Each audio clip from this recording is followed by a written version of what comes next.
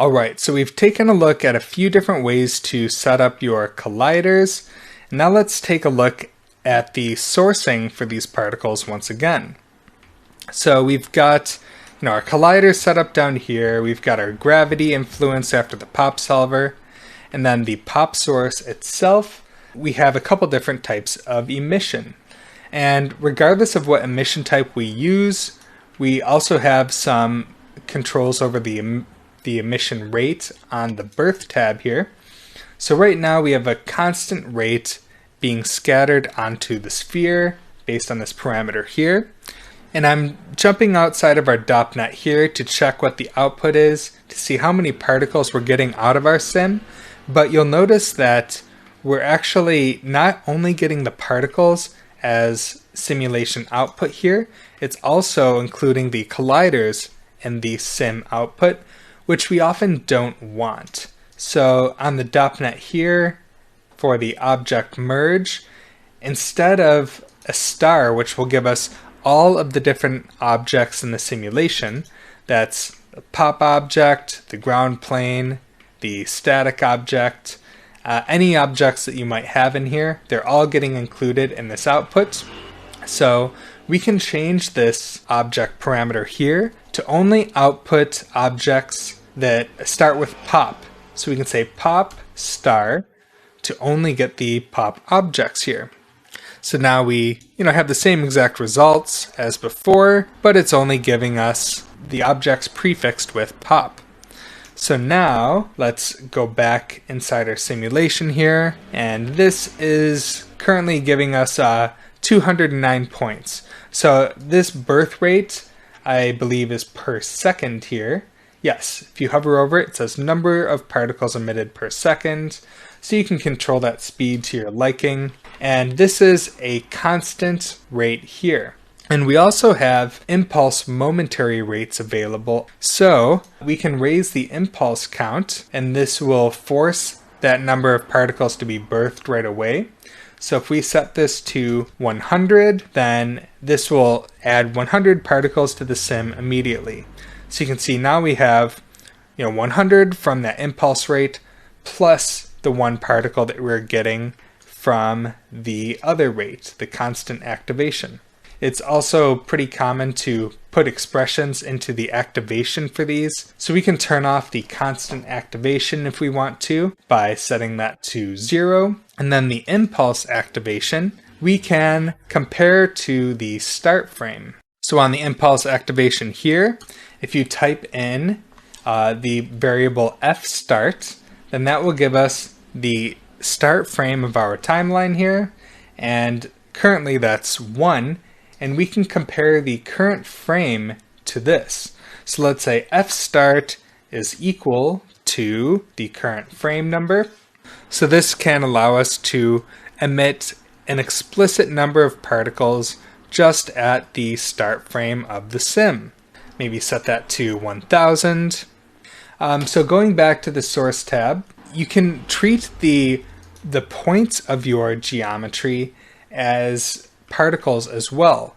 So this sphere that we're creating is a sphere primitive. It's not a standard polygonal sphere here, but if we change this to be a polygon or a polygon mesh, let's increase the frequency a bit here. We can actually simulate the points of this geometry as if they were pop particles.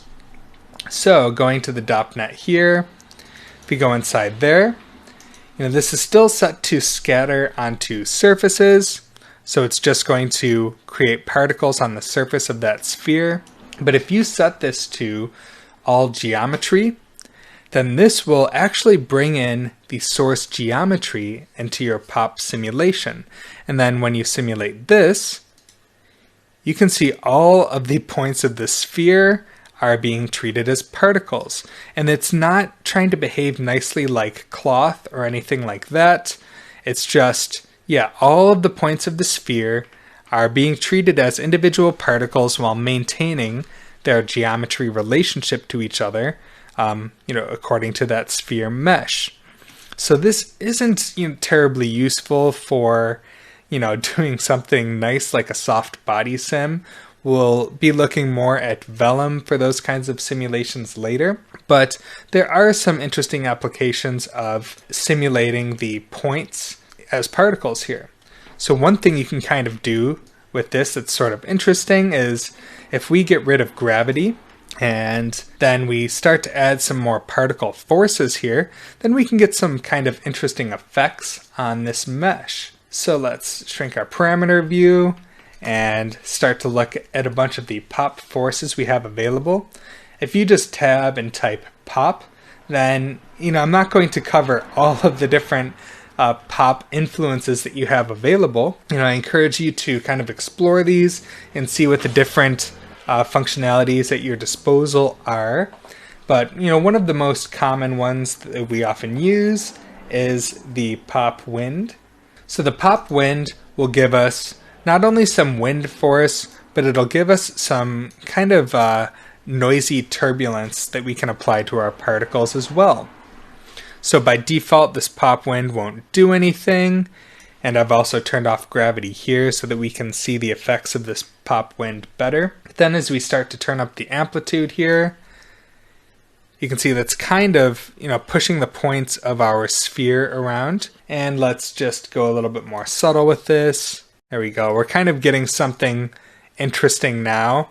I don't know how terribly useful this is, but you get the idea. If you have any sort of use case where you want to just simulate a mesh's points as particles, you can do that like this. All right. So this is not something you use very often, but it's still interesting to look at. Another sourcing option you have available here is instead of sourcing the actual geometry itself, you can take all of the points of that geometry. So if you select all points, it's not scattering points onto the surface like we were before. This is actually creating these points from the individual points of this sphere that we're using as input. So that's going to behave more like the standard particles we saw before. Let's bypass this pop wind, turn the gravity back on. And actually, we can leave the pop wind on as well. That doesn't hurt. Then if we play through our sim once again, you can see it behaves the same way as before. It's just a different way of sourcing those points. And then finally, the last emission type that we have here is to source points from the points of the input. So when we select all points, that means that all the points that are present in this source are going to become particles in the sim. Our sphere here has 162 points, and then as we simulate this still has those same 162 points that are being simulated. But this final particle sourcing type here, the points option, will not just use the points directly, it will birth particles from those points. So back on the birth tab, let's change our impulse count to maybe creating 100 at the very beginning. And let's bring our constant activation back and let's set this to, 200 points per second. Now with the source set to an emission type of points, that means it's going to continuously emit new particles just from the points of this sphere. It's not scattering them anywhere onto the surface of the sphere. It's only creating points where the actual input geometry points are. And this is not really an emission type that I use very often, but I still wanted to show it to you because it's an option that we have available. And typically the option that I use the most is the all points option. And the reason that I use the all points option the most is because this gives us full control in SOPs to control the particles that are being emitted very explicitly. So if we go back outside of our DOPNet here, then instead of just using the sphere directly as a source, we can create some input particles based on the sphere here. So perhaps we want to create a more interesting initial shape. Let's create a mountain SOP on the sphere, and let's crank up the height there, like so. Maybe that's a little bit crazy, but whatever, this is fine. And let's convert this to a volume. So I'll do a VDB from polygons, drop that on this mountain here. So let's just drop in a scatter SOP and display that. And actually this is just giving us particles around the surface of that VDB SDF here. So on the VDB from polygons, let's, instead of creating an SDF, turn off that distance VDB, and we'll turn on the fog VDB instead, so that now we're creating all these particles within this fog region. And now that we have these initial particles that we want to emit in our simulation, we can control the behavior in SOPs as well. So I'm just going to use an attribute adjust vector SOP to add some velocity to this. And this attribute adjust vector will default to processing velocity, which doesn't exist yet on the points, but that's fine because this will add that attribute. And I'll just start by giving this a couple units of velocity in the z direction. And this velocity will be picked up in the sim. And if we turn on our point velocity display here, you can see that visually working in the viewport there. And then if we dive inside the DOPNet once again, on the pop source, if you go to the attributes tab, you can see there are some controls to inherit attributes from its input. So by default, the initial velocity is set to use this inherited velocity that we've created in SOPs.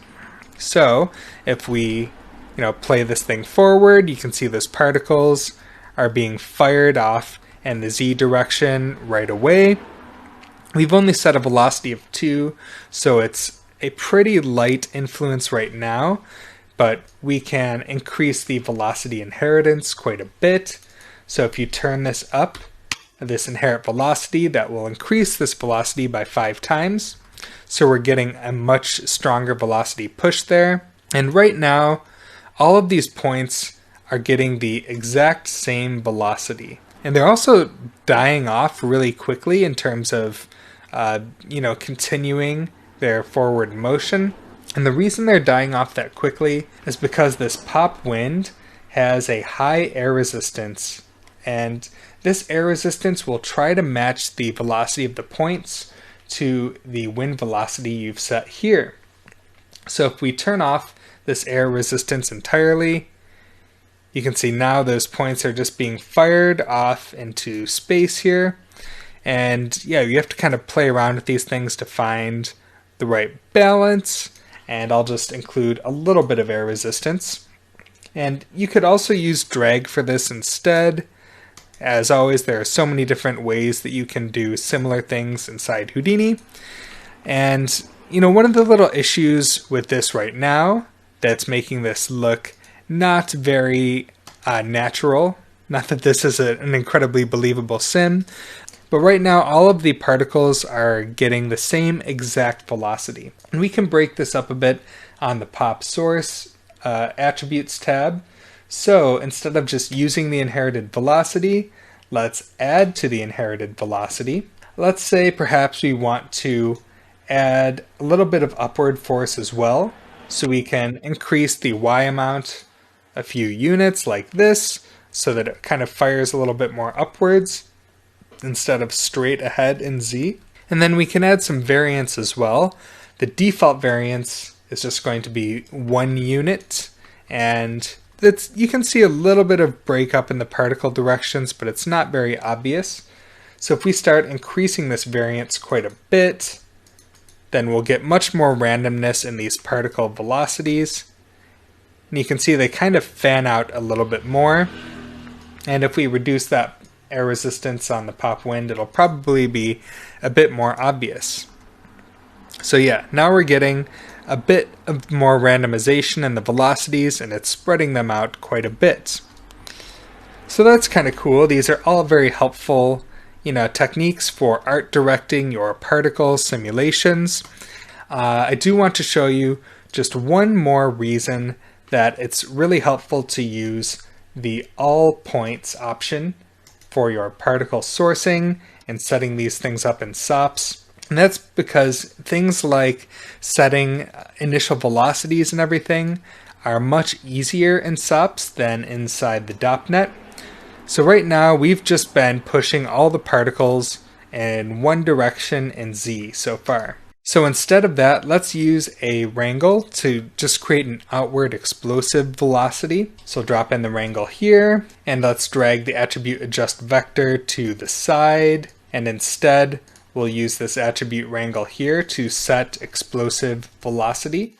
And one way that we can calculate an outward velocity is by comparing the position of each point to the center of the overall input. So we can take the point position minus the position of the center of our input, which we can get in vex with the get bbox_center function. And we can just pass in a 0 for the argument to that, which will look up the center of the input to this wrangle. And then we can set our velocity equal to that. So v at v, this vector velocity attribute, will be equal to the position minus the center. So if you display that wrangle, then you can see that we're getting these outward velocities, and they're not very easy to see just yet.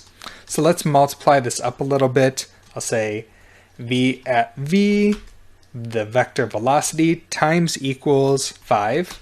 And that gives us a much stronger magnitude to those velocities. But because we're taking the position minus the center point, that means the length of these vectors is going to be much smaller in the center here, because there's a much smaller difference between these point positions in the center compared to the outside. There's a much bigger difference from here to the center. So currently, we're getting much more velocity on the edges, and we may want to normalize this to make the amount of velocity more consistent.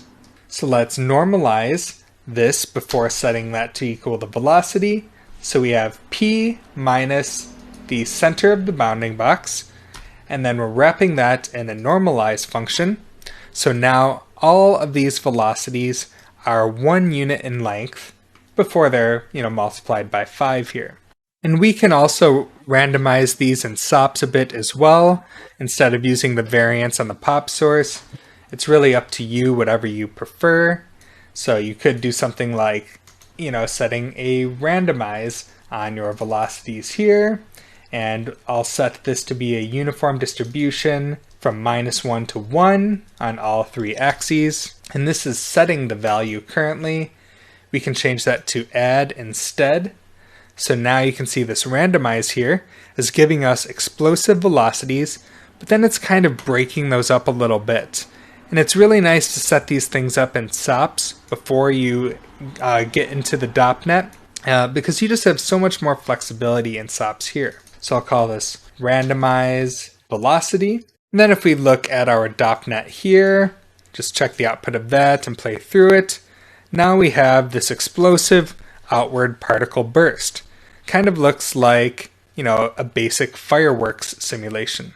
So we've looked at a bunch of different ways of sourcing particles and setting up collisions and forces and velocities, but this technique of creating all of the particles that we want to emit in SOPs and applying velocities in SOPs as well is generally the technique that I use the most often, but certainly feel free to use whatever your preferred technique is and whatever works the best for your given simulation. And so far we've been working in this geometry object called particle flyers, but since we haven't actually gotten into doing the simulations for the mechanical bugs just yet, I'll just rename this to basic particle setups. And then we can move on to doing the simulations that we're going to use for those mechanical bugs flying around.